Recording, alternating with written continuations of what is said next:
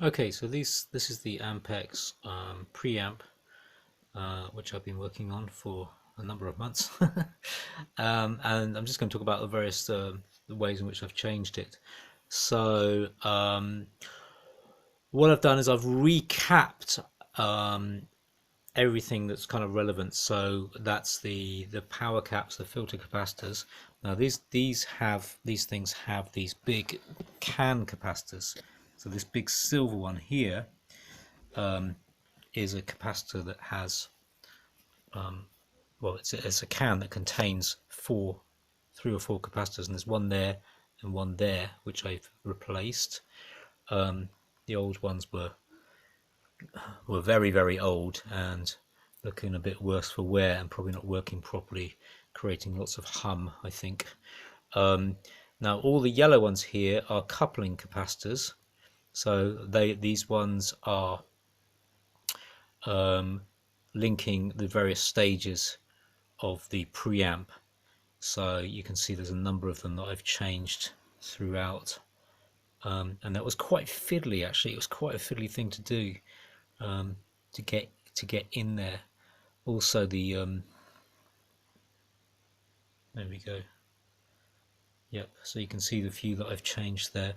The last one was a really big one. That's also another one that I changed. That's the final one just before the signal goes out to the output jack there.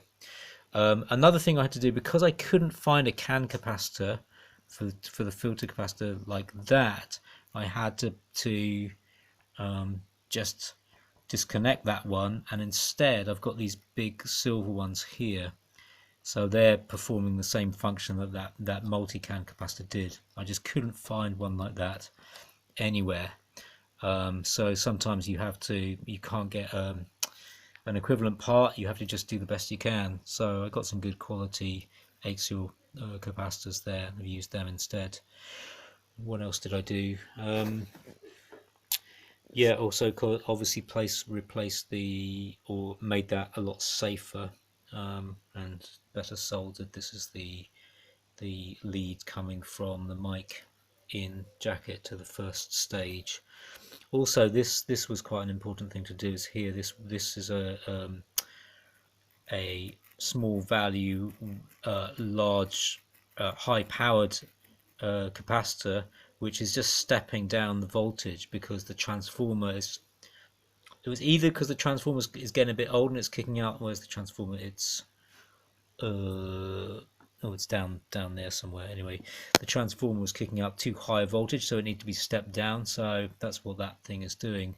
The other thing is that this machine is usually linked up to a tape machine, and part of the power from this machine is actually powering or driving something and components that were on this other machine, which would have reduced the voltage as well, and obviously that's not present. So this thing is there to compensate for that.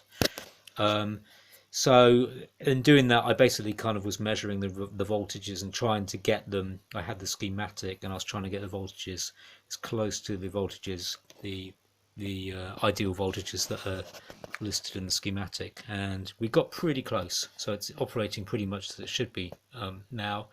The reason why we're doing it is because it was hissing and humming a lot, and that's massively improved. It's not perfect because it's a sort of quite an old thing still, but it's certainly a lot better.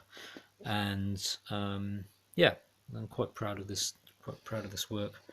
It did take a long time because everything was just really fiddly.